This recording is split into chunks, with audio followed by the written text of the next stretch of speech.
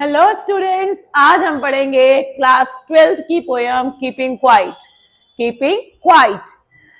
I hope कि ये poem आप सबको समझ आएगी बहुत अच्छे से। इस वीडियो में मैंने लाइन बाय लाइन एक्सप्लेनेशन दिया है पूरा। ठीक है। बेसिकली जो पोयम है बेटा बहुत इंपॉर्टेंट है, बहुत ज्यादा इंपॉर्टेंट है एग्जाम पॉइंट ऑफ व्यू से भी। और बाकी इस पोयम में हर लाइन अपना एक अलग मतलब रखती है। मतलब पोएट कह कुछ रहा है पर थ्रू दिस लाइंस वो कुछ और समझाने की कोशिश कर रहा है। और अगर अगर आपने इस पोयम को बेटा 101 नहीं पढ़ा, 101 मीन्स वन वन लाइन, हर लाइन का एक मीनिंग है, उसको नहीं समझा तो आपको ये पोएम कभी समझ ही नहीं आएगी। ठीक है। सेकेंडली, अगर हम बात करें तो 2024-25 के बोर्ड की, तो ये पोएम बहुत इंपॉर्टेंट थी इस पेपर में। स्टेंजा भी आया था, you can check if you have the question paper. तो शॉर्ट क्वेश्चन भी कीपिंग क्वाइट से था और लॉन्ग क्वेश्चन भी कीपिंग क्वाइट से था। अगर आप 2025-26 का पेपर देखेंगे तो भी ये पोएम की थीम आपको पेपर में पूछी गई थी, बहुत ही इंपॉर्टेंट है। ठीक है। तो चलिए हम इस पोएम के इंट्रोडक्शन से स्टार्ट करते हैं। Keeping quiet which is written by the Pablo Neruda. ठीक है। सबसे पहले हम लेते हैं इंट्रोडक्शन ऑफ द पोएम। ठीक है। इंट्रोडक्शन ऑफ द पोएम में poem about silence. This poem is about the silence, peace and introspection. आपका खुद का inspection. This is the basic theme of the poem also. Need of quiet introspection and creating a feeling of mutual understanding, जो कि आज लोगों में नहीं है। पॉइंट यही कहना चाह रहा है कि it is very important. What is important? Introspection, silence. वो कब आएगा? When you will be silent. Okay, when you will be silent you will think about yourself. Okay. encourage us to pause and reflect our lives। वो ये भी कह रहा है कि भाई थोड़ा रुको, थोड़ा रुको और अपनी लाइफ को भी देखो। ठीक है। यूनिवर्सल ब्रदरहुड की बात की है and harmony with nature. Nature से एक कनेक्शन बना के रखिए, नेचर को डिस्ट्रॉय मत कीजिए, और ब्रदरहुड के लिए भी उसने अपील की है। पोएम की हर एक लाइन में बहुत अच्छा मीनिंग है। मेरी ये बहुत फेवरेट पोएम है। ठीक है। और आज पढ़ने के बाद आपकी भी फेवरेट हो जाएगी।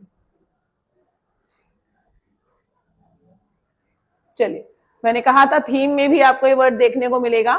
Basic theme of the news poem है need of introspection. It means हमें अपना खुद का इंस्पेक्शन करने की बहुत जरूरी है, अपनी अंतरात्मा में झांकने की बहुत जरूरत है, अपने आप को समझने की बहुत जरूरत है। And feeling of mutual understanding, creating a feeling of mutual understanding, एक दूसरे को समझने की बहुत जरूरत है, एक दूसरे के लिए प्यार की भावना रखने की जरूरत है, और नेचर को प्रोटेक्ट करने की जरूरत है। ओके। तो we what is the theme of the poem बहुत बार पूछ लेंगे। देखो लॉन्ग क्वेश्चन में तो बेसिकली पोएम की थीम ही पूछी जाती है। पोएट कुछ भी पूछना चाह रहा है, अगर हमारे कुछ भी क्वेश्चन है तो वो थीम से रिलेट करता हुआ तो होगा, है ना। तो थीम हमारी क्या है? Need of introspection and feeling of mutual understanding, creating a feeling of mutual understanding. Clear है आपको? ओके। चलिए फिर पोएम पे चलते हैं। कोई भी डाउट हो किसी भी लाइन को लेके, आपको एक्सप्लेनेशन क्लियर ना हो, you want to ask anything in comments. Okay. चलिए first two line. Now we will count to 12, we all will keep still.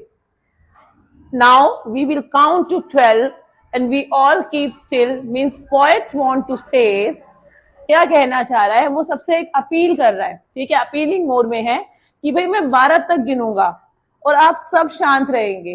क्यों रहेंगे? ठीक है। वो कह रहा है कि भाई मैं 12 तक गिनूंगा, काउंट टू 12। ठीक है। और ये 12, ये क्वेश्चन ही आपकी बुक में भी है और आपसे बहुत बार पूछा जाएगा, what does the 12 words represent? कि 12 ही क्यों? 12 क्या दिखाता है? तो 12, what does the 12 word signify? ठीक है। ये एक सिंबॉलिक नंबर है। It represent the like ours on the clock, 12 hours. ठीक है। It represent the 12 hours of the clock, 12 months of the year. ठीक है। कुछ भी एक कंप्लीट साइकिल को दिखाता है। ठीक है। और वो कह रहा है कि भाई जब मैं 12 तक गिनूंगा तो सब स्टिल हो जाएंगे, सब बिल्कुल शांत हो जाएंगे। ठीक है। We will all keep still. Now हम 12 तक गिनेंगे। द 12 वर्ड मैंने आपको बता ही दिया कि किसको सिग्निफाई करता है। 12 hours of the clock, 12 months of the year, it means a complete cycle. Okay, तो वो कह रहा है कि सब शांत हो जाएंगे, रिक्वेस्ट कर रहा है कि भाई सबके सब शांत हो जाओ थोड़ी देर के लिए, सबके सब शांत हो जाओ। और शांत होके वो क्या करवाना चाह रहा है वो नेक्स्ट लाइन में देखते हैं। Okay,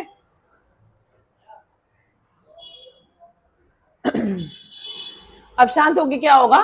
for once on the face of earth let's not speak in any language. For once on the face of earth let's not speak in any language. Let's stop for 1 second and not move our arm so much. What does it means? कि धरती पर पहली बार ऐसा होगा on the face of earth, इस earth पे, जब हर कोई शांत हो जाएगा। Let's not speak any language, कोई भी कोई लैंग्वेज नहीं बोलेगा। इट मीन्स, तो आप एक छोटी सी एक बात बताइए बच्ची, जो डिफरेंसेस हैं हमारे अंदर वो किससे हैं? क्या लैंग्वेज से नहीं है? लैंग्वेज से भी हैं। कोई हिंदी बोलता है, कोई इंग्लिश बोलता है, कोई फ्रेंच बोल रहा है, जो जापानीज बोल रहा है, कोरियन बोल रहा है, तो लैंग्वेजेस से भी तो हमारे अंदर डिफरेंसेस है ना। तो वो कह रहा है कि let's not speak any language. तो वो एम्फसाइज कर रहा है कि भाई एक बार आप रुक जाओगे इस प्लेनेट पे, शांत हो जाओगे, तो हम अपने सारे डिफरेंसेस भूल जाएंगे। फॉरगॉट ऑल डिफरेंसेस, हम अपने सारे डिफरेंसेस भूल जाएंगे। 1 सेकेंड के लिए रुक जाएंगे तो हम अपने हाथ नहीं हिलाएंगे। इट मीन्स हम जो अपनी बिजी लाइफ में पॉज हो जाएंगे, तो कोई भी फिजिकल एक्शन नहीं करेंगे, कोई भी मार धाड़ नहीं करेंगे। मैंने आपको पहले ही बताया था, इसमें पॉइंट कह रहा है हम अपने हाथ नहीं हिलाएंगे। अगर मैं इस लाइन का हिंदी बताऊं आपको तो वी वुड नॉट, हम अपने हाथ नहीं हिलाएंगे, but the actual meaning is that हम कोई भी फिजिकली फाइट नहीं करेंगे, हम फिजिकली एक्शन नहीं लेंगे। ओके, क्लियर है यहां तक सबको? आई होप आपको क्लियर हो रही होगी। एक एक लाइन को ध्यान से पढ़ना है आपको, उसके मीनिंग को ध्यान से पढ़ना है। What does poet want to say, उसको क्लियर करोगे। Okay, it would be an exotic movement. ये एक एक्सोटिक मूवमेंट होगा। एक्सोटिक क्यों होगा?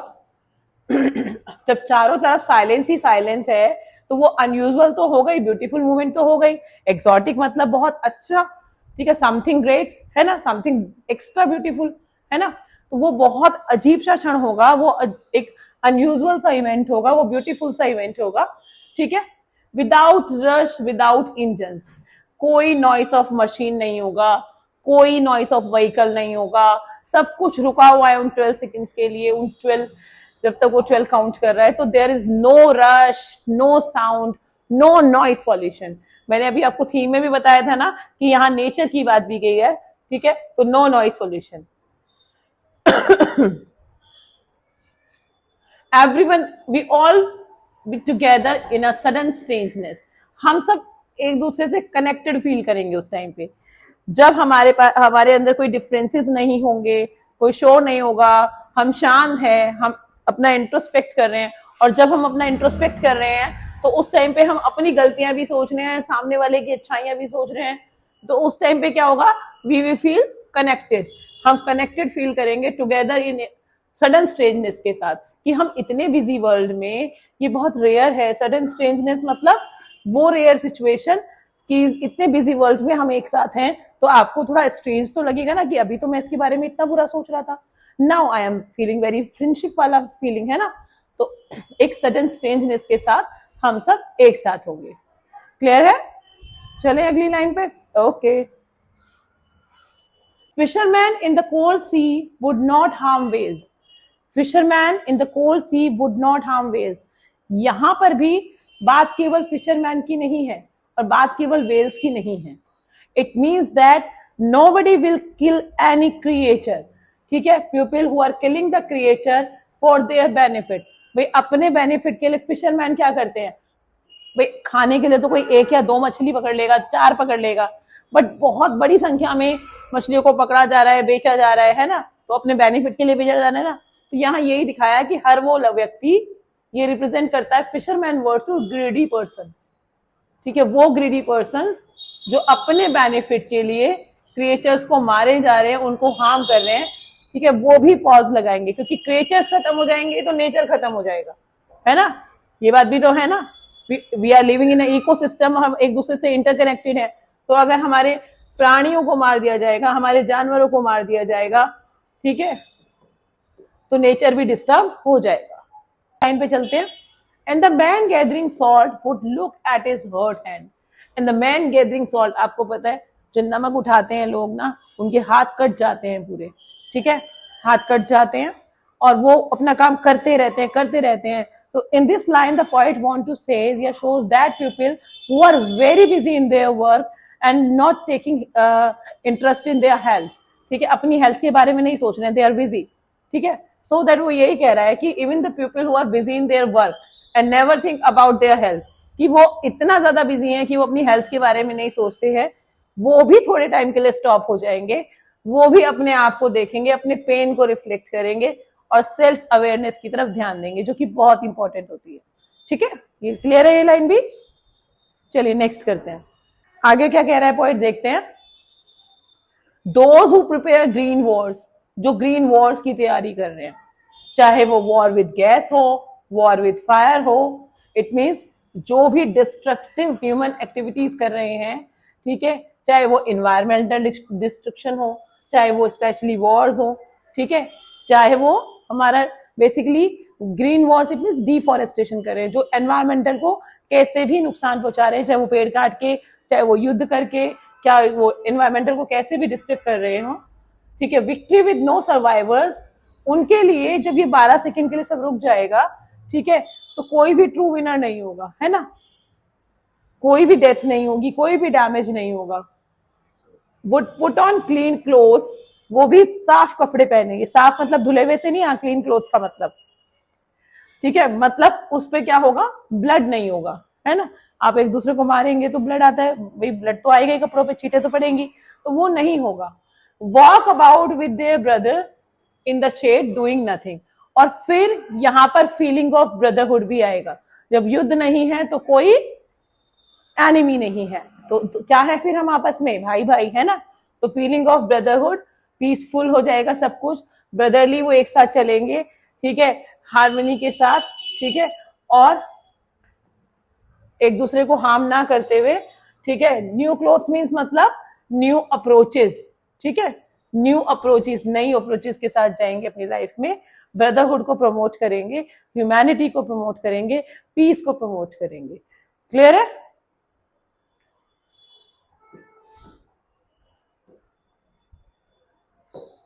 What I want should not be confused, जो मैं कह रहा हूं ना, पॉइंट कह रहा है जो मैं कह रहा हूं ना, उससे कंफ्यूज होने की जरूरत नहीं है.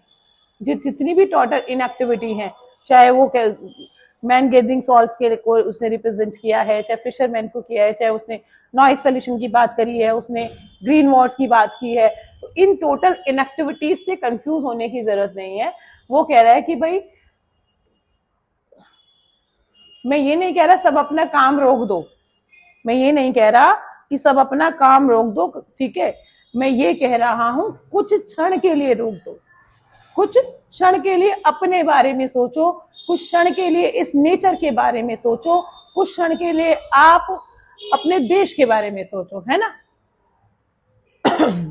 And analyze the result of our deeds, और अपने किए हुए काम को समझो, उनके रिजल्ट के बारे में सोचो. Okay, what it is about, I want no truck with death, कि कोई भी इस संसार में मरना नहीं चाहता वो मृत्यु से कोई नाता, ठीक है. तो इतने सिंगल माइंडेड होने की जरूरत नहीं है.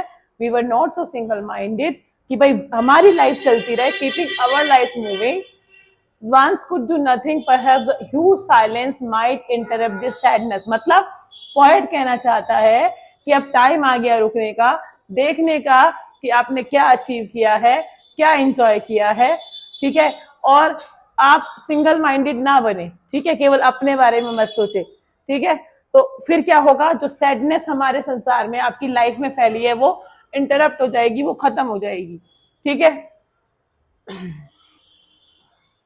किस चीज की सैडनेस, अपने आप की कि अपनी लाइफ को एंजॉय ना करने की. Okay, and threatening our self from death, और अपने आप को कि आगे क्या होगा, आगे क्या होगा, आगे क्या होगा, तो इस बारे से हटा दो एंड प्रेजेंट में जियो, अपने आप का इंस्पेक्शन करो, इंट्रोस्पेक्शन करो, म्यूचुअल अंडरस्टैंडिंग की भावना थोड़ी सी क्रिएट करो, और आप एक अच्छी लाइफ जिए.